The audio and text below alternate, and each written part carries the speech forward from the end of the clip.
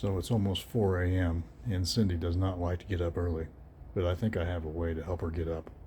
Let's see if it works. Sweetheart, it's time to get up, babe. What time is it? It's about 4 a.m. Why do we have to get up so early? Because if you get up now, we'll have time to stop at Primitive Gatherings on the way. What?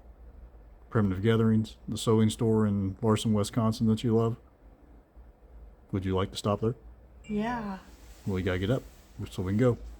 Okay, I'll meet you in the car in 5 minutes. That's what I thought it would take.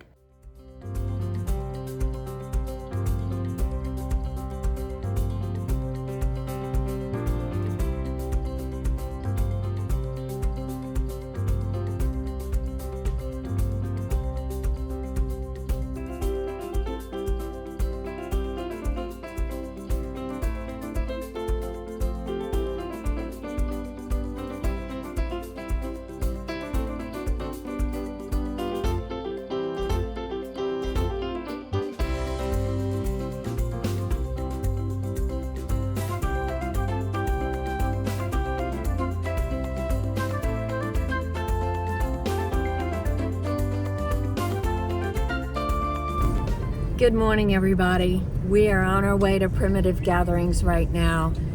I'm so excited. This will actually be my second trip to Primitive Gatherings. Sam went fishing in the driftless area of Wisconsin back in September. He went trout fishing, and I think maybe to appease me, he said, "Want to try to go to Primitive Gatherings?" So we did, and I absolutely love the place. So I'm very excited to be on our way and try not to make you seasick as we jostle all around. I'll let you know when we get to Primitive Gatherings. Kind of a funny thing just happened. I'm still laughing. He's really not still laughing, but he took it well. We were looking at needle shops in Wisconsin around the area of Primitive Gatherings, and there was a store called the Stitchery and the town of Mount Horeb. And so we decided we'd take a little detour, about maybe an hour out of our way to go there. And as we're approaching the town, the little person or the voice on Google Maps said, Stitchery may be closed today. And we looked at each other, and he said, "Did you look to see if it's open today?" I didn't. I know it said it opened at 10 o'clock, but it also said opens on Wednesday at 10 o'clock. So, and today is Tuesday. So, we're now turned around and headed to Primitive Gatherings. It's a great tour of Wisconsin. It is a great tour of Wisconsin. We're about 30 minutes away from Primitive Gatherings, and we're getting excited because there's something different about the ground. It's no longer brown, but it's a beautiful white. So we are happy to see the snow. We were a little concerned before because there just wasn't a lot of snow around, but as we get further north, we're definitely seeing more snow.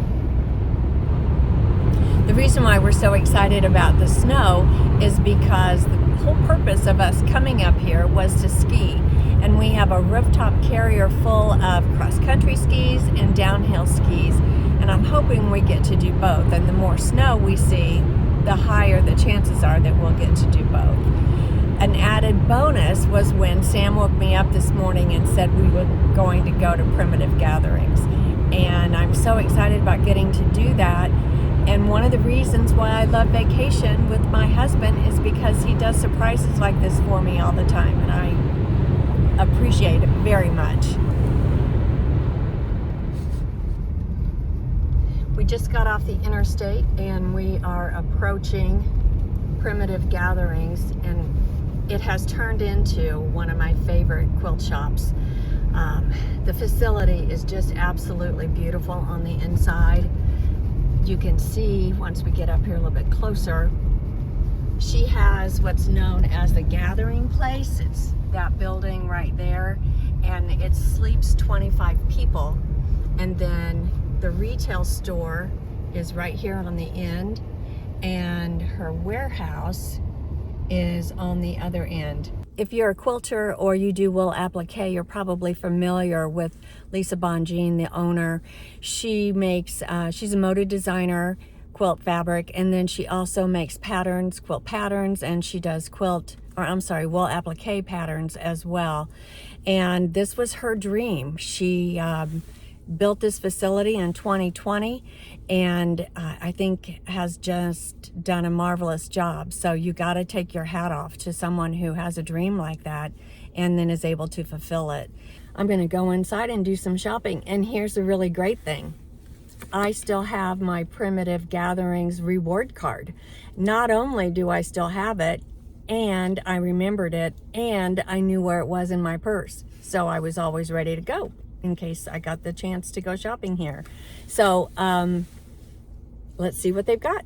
Well, I feel flushed because I had such a wonderful time in there. I filled my punch card, so I got $25 worth of free merchandise. And I'll show you my haul when we get to our room or this evening. I fed each of my addictions, English paper piecing, wool applique, and this is probably the best and biggest news is that they've added a section of cross stitch to their supplies of wonderful things in there. They said that I could not film in there or take any pictures of anything. So, but that's okay because Lisa Bongean has a YouTube channel, and on that channel, she has a really good tour of all of the facilities, including the gathering place, including the store, and including the warehouse.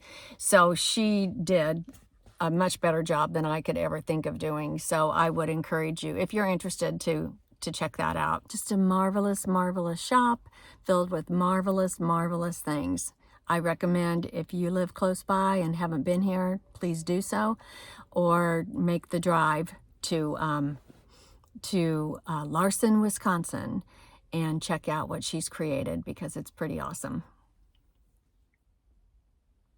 Next stop is Wausau, Wisconsin. We're going to the Needle Workshop, and it's a cross-stitching store. So I'm super excited to see what that's all about.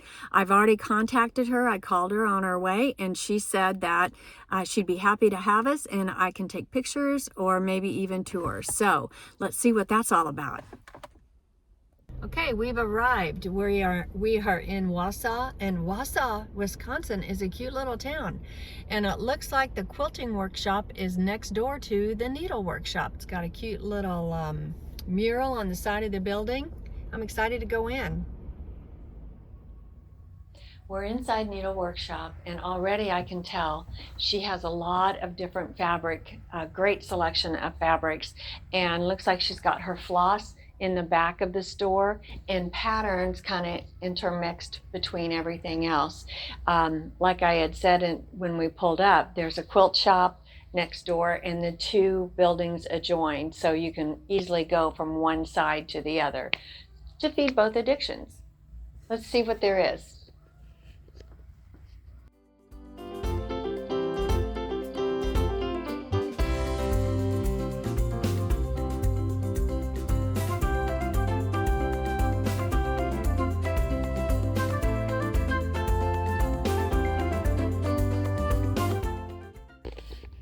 So on my right, there is all kinds of Ada, 14 count, 16 count. There's Jobelin, 25 count, 28 count. There's Lugana, and you can see all the great colors. There's 25 count Lugana, 32 count. And then down at the bottom is where she's got a great selection of linens. And over here on my left is a fabulous selection of wool. She's got it by piece, or you can buy it by the yard. She has a nice selection of samples and patterns to choose from. And an interesting fun fact, as we were talking with her, she said the store has been open for 30 years, which is fantastic. And didn't start with the quilt part. It started just with the needle workshop, and then she added the quilting about 10 years later. So that's an interesting thing. She's got some needlepoint here. We've got patterns over here, behind over there, embroidery patterns as well as counted cross stitch. There are really patterns throughout the store.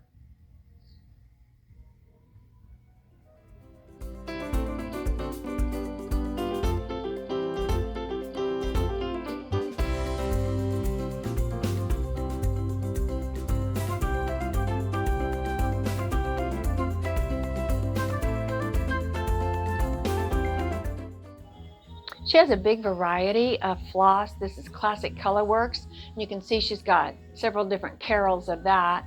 And here's a nice selection of DMC. I'll be buying some of that today because I need to get some colors that I don't have. And we've got patterns back here. And she even carries cheater glasses in case you've lost yours, which happens to all of us from time to time.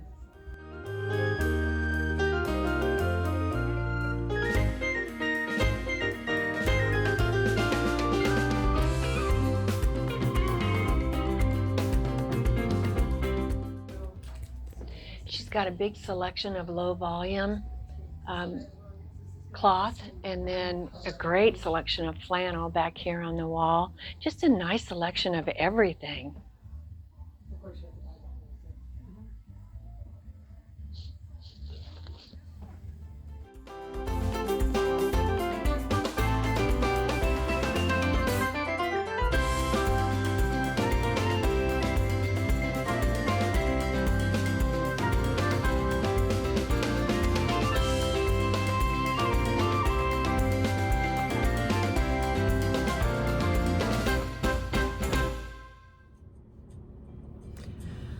Wow, that shop was super busy. I kind of felt sorry for her. We tried to stay out of the way, and she was the owner, her name is Carrie, was the only one working. And we just didn't want to be in the way, but she had a very nice selection of fabrics. She had a great selection of floss, a little bit of everything. She did have some silks. She had pearl cotton. You know, it's funny, every shop seems to have its own flavor, and she had a lot of fabric on the quilt side. And she told us an interesting fact that Wausau, Wisconsin is really growing and offers a lot. There is a, what did she call it? Whitewater course? Yeah, they have a whitewater kayak course within their city limits. They have skiing, downhill skiing close by, and the Wisconsin River flows through the town or alongside the town. So that's really cool. It's a big draw. They have a great community theater. They get lots of big names coming through on the way from maybe Madison to someplace else. So I would definitely recommend this place. I just felt bad that we were there and she was so busy, but I loved it. And I'll show you my haul when we get back to the room. We're going to wrap up the day by going over the haul that I had at the Needle Workshop and at Primitive Gatherings. And I think I'll start with the Needle Workshop. I bought a pattern called Stars, and it's from the Drawn Thread. And it calls for a 32 count Lugana, but I am going to stitch it on 28 count because that's what they had. And I really like the color. I didn't go ahead and buy the floss while I was there, but I wanted to check and see what I have at home first. And then because I have finished my project I was currently working on, which was Have a Very Merry Christmas, in my brain, it tells me that I can start a new project. So I will do that. It's what I brought for my travel project, and I bought some floss for that, and then I bought these cute little pins. I might use that for marking on my cloth, and then she gave me a ruler. And again, it was a nice shop. tons of stuff in there. She was just super busy. Very nice lady. And I'm really glad we took the time to go there. Loved Wausau, Wisconsin. It was a good trip. We'll have contact information for the needle workshop in the description box. So it will have the address, and she gave me her business card. We'll have telephone numbers and that kind of thing too in there in case you want to check it out and you want to go there, which I would highly recommend. So now let's talk about my haul at Primitive Gatherings. I bought several patterns, and like I said in the car, I fed all of my addictions. I got a cross stitch pattern, and it's Count Your Stitches by, oh, that's the name of the company. I'm sorry, Count Your Stitches, and it's Fall Leaves and Flannel. So I probably won't start that right away. I'll probably wait until summer to begin that. Then I got just a quick quilt pattern, and I thought this would be versatile. I can do it in fall colors, I can do it in Christmas colors, and then I can also do it in springtime colors or summertime colors too. And then I got a wool applique pattern, the Easter Bunny, and it finishes at 8.5 by 11. And to go along with that, I bought just a stack of small pieces of wool. I couldn't remember what I have at home. I should probably inventory that also, but I know I should, and maybe one day I will. Who knows? The great thing about starting this Flosstube is it has really made me accountable for, continuing on projects and trying to get things done. And I kind of need that. So that's a good thing. Then I got a Primitive Gatherings pattern winter tidings punch needle, and it actually was a kit. And inside that kit was Valdani floss that was included. So I thought that was nice. I have some weaver's cloth at home. I have quite a bit of it, but I was excited to get the Valdani thread. And when I punch this, I'll use, this is a 3-strand of Valdani, and I'll use all 3 strands when I punch needle that. Then I bought a fat quarter bundle, not because I necessarily need it, but because I really like the colors of it. And I thought that would be really pretty for spring. And with my free money, I got another bundle of wool, and I've got a mitten pattern that I'm going to use to do the to use up this wool for Christmas. I thought that was really pretty. And then I also bought a it's Krennic custom order, make quick and easy jewelry and more. Anyway, it's a cording tool so that you can make your own cording. And I've seen that done on different videos, different YouTube videos, and I'm anxious to try that. And then I just got a little small package of cross-stitch needles. I got a small bag, just a little vinyl bag. I thought would be good to keep thread or scissors in. You can always use one of these. And I could make it, but I think that was $10, and I thought, that's worth $10 of my time not to have to make it. And I bought some flower head pins because I need those for quilting. And then I got this little sticker. I collect stickers, and we use them for camping tables. And that's we have a link to our channel on how to turn old vintage camp stools into camping tables. So I can use that for that purpose. And then the most expensive thing that I bought was this book on English paper piecing. And it was quite pricey, but it's got great patterns inside of it. And I think those books are kind of hard to find, a good one. So I'm excited to look at that, and I'll probably look at that as we travel back home whenever we get ready to go. And so that concludes my haul for Primitive Gatherings and the Needle Workshop. I wanted to also go over the conclusion of storing floss and the debate over the best way to store floss. And I loved all of the comments. And one of the funniest ones that we read was a woman said that make sure people understand that the UP of Michigan is not a direction and it's actually a destination. And we thought that was really funny. UP stands for Upper Peninsula, and I think probably most everybody knows that, but just in case. Uh, I tell you, I loved reading those comments about how people store their floss. It was really interesting. Some people are very precise. You know, they've got spreadsheets and they've got a concise inventory of what flosses they have, and they have them stored separately, as you should. One thing I did decide and started working on was getting the numbers on all of my different flosses.